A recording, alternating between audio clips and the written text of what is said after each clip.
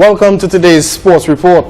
In results from last night's Kubuli Chebe Sound Freehand Domino League in Point Michel, one team failed to show up, leaving two other teams with the points. Game 1 saw 007 and Green City received 3 points each as Team Jabba failed to show up. In Game 2, Remix finished as top seed with 82 does as they will earn themselves 3 points. High Rulers finished second spot with 2 points. They managed 75 does on the night, while Attackers didn't attack as much. They end up third seed with 63 does and 1 point.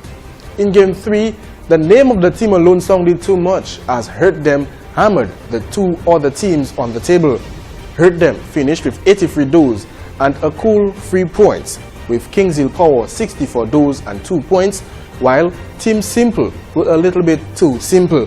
They finished last with 60 does for their 1 point. The St. John's Primary School has captured the final spot for the semi-finals of the Sports Division 2016 NBD Primary Schools Boys Football Championship. This they did when they won against the Pioneer Preparatory School in the last quarter-final match, which was played in the Portsmouth on Thursday, March 17th. St. John's Primary won the match 4-0. Scoring for St. John's were Cardinal Paul with a hat-trick and Jadel Cornelius with 1 goal. Meanwhile, the semi-finals and the final will take place at the Windsor Park Sports Stadium on Tuesday, March 22nd from 1 p.m. Officials of the Ministry of Sports and National Bank of Dominica are expected to meet the teams prior to the matches. The first match will be St. John's Primary School versus the Granford Primary School, and that will be followed by the match Woodford Hill Primary School versus the St. Mary's Primary School. These semi-final matches will be followed by a match to determine the 3rd and 4th place teams, which will then be followed by the grand final between the two winners of the semi-final matches. Last year, the St. Luke's Primary won the boys segment of the competition. The first round of the girls segment of the Sports Division's NBD Primary Schools Football Championship is expected to take place on the 12th and 13th, whilst the district competition will begin on April 15th. And earlier today, students from different schools participated in what is called the annual School Sports Day, where the students compete against each other in their house category. Today, our sports team visited a few of the schools participating in their annual Sports Day. Our first stop was at the Massac Primary School.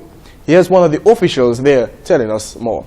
The egg and spoon, we also have our hits, which is 40 meters for the younger ones, and then we have 60 meters, 80 meters, and 150 meters. We have our sports teacher here coordinating. I'm assisting, and the different houses are Miss B, John Rose, we also have Augustine, and Jollies. And each one of the houses are sending students to represent their houses so that our events can go smoothly and the children are having fun. The participation is excellent. All the children, they are eager to participate. They want to do the races, so we just have to make sure that we ask them to come gather around so that they can wait their turn and then we continue. But so far, it's going fine and they are happy. We took the opportunity of getting a close-up action of the bottle filling. Take a look at that. No, I'm not supposed to hold. Let's go.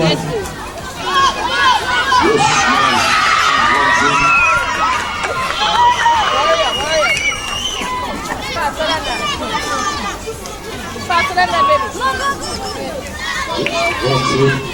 Bottle, check that bottle. No, check. A bottle of full. Check. Come, baby, a bottle full. Go with your bottle.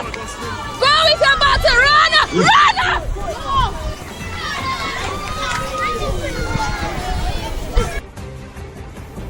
And that's a very supportive mother here. We took another trip. The Goodwill Secondary School also had activities on the Pottersville Savannah, and Leroy John Jules gave us a little sneak peek into how the standings were at the moment. All right, first of all, I am Mr. Leroy John Lewis from the Goodwill Secondary School, a PE teacher. Right now we are having our Sports Day, which is part of our sporting activities for the secondary school. At the moment, it is very much interesting. We have at the lead now Shillingford with 926 points. Following second is Doctrove with 789 points. At third position, we have Sebastian with 787 points and Kentish 614 points. Last year it was Shillingford who won the championship, so they are poised for the championship this year again. So I wish all the houses the best. Other schools participating in the sports activities include the Wesley High School and the Dominica Grammar School. And welcome back. On now to some basketball, the Detroit Blazers of Marsac and the Fast Cash Prowlers of Trafalgar will be the two teams going at each other in the President's Cup final, which kicks off this evening. Blazers defeated their opponents, the Carrier FM Old School, 82 points to 68 in Game 1 of the semi-finals. Reigning MVP Thomas Felix put in a good shift with 45 points. He also had 4 rebounds and 2 assists for the Blazers. Javid Joseph and Nathan John Jules both contributed with 14 points each. For Old School, Levi Byron knocked down a Hartford 30 points and Colbert Bertrand getting 17 points. In the other match of the night, the Fast Cash Prowlers defeated the Elijah Law Chambers Thunderers by a margin of 20 points. Prowlers winning 66 points to 46. For Prowlers, Fitzgerald Daniel had 21 points and 3 rebounds, Junior Isles with 14 points and 11 rebounds, and Craig St. Rose with 8 points. For the Thunderers, Kevin Toussaint and Craig Angol both had 10 points, and Halo Bellot finished with 9 points.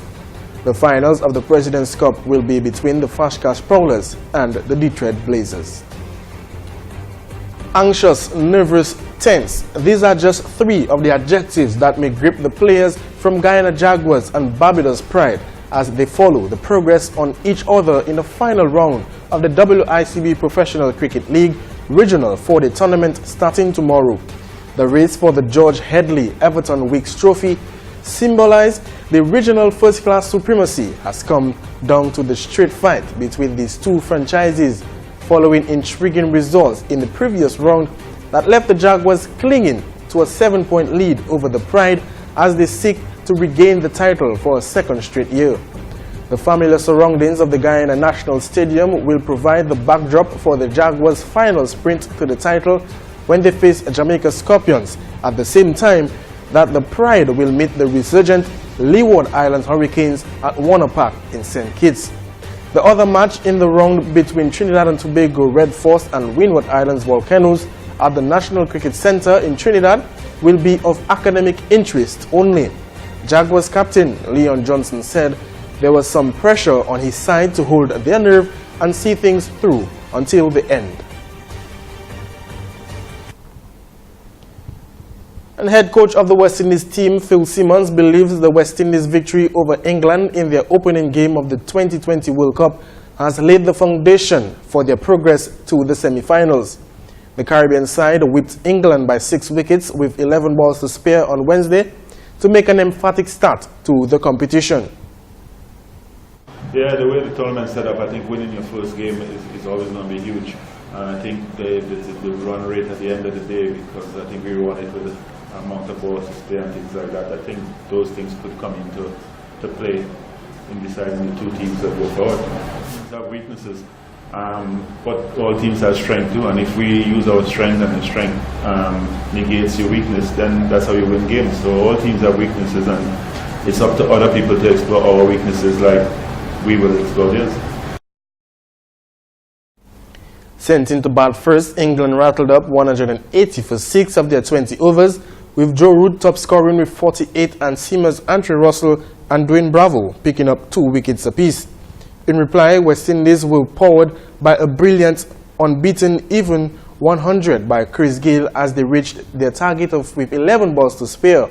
Despite the dominant win, Simmons said West Indies needed to contribute playing more to their strengths. And that concludes the Primetime Sport Report for today. I am Alian Christopher saying goodbye. And with that, we wrap up the Primetime News here on CBN4. Be sure to visit our website, cbn4.com, for the latest news updates or visit our Facebook page. And as always, Thanks for making us your primary news portal. On behalf of the entire staff here at CBN4, thanks for watching.